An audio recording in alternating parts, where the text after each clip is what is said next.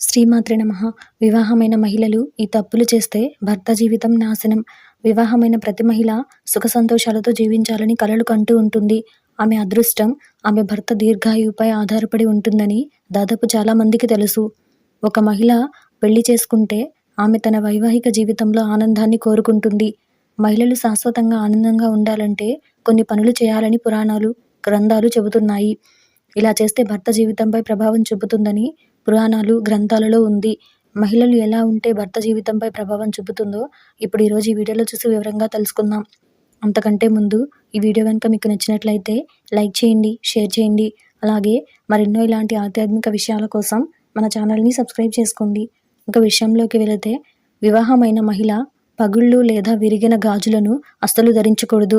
అటువంటి కంకణాలను ధరించడం అశుభ సంకేతంగా గ్రంథాలు చెబుతున్నాయి. ఆమె ధరించిన కంకణం ఎప్పుడైనా పగిలితే ఆ బ్యాంగిల్ను వెంటనే మార్చాలి. విరిగిన బ్యాంగిల్స్కు బదులుగా సరైన బ్యాంగిల్స్ను ధరించడం మంచిది. వివాహిత మహిళకి కంకణం అదృష్టానికి సంకేతం.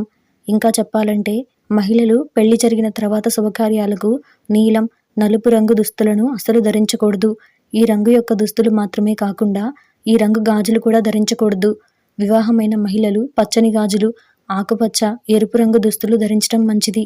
ఇంకా చెప్పాలంటే వివాహమైన మహిళలు ఇంట్లో ఉన్నా బయటికి వెళ్ళినా సుమంగలిగా వెళ్ళాలి.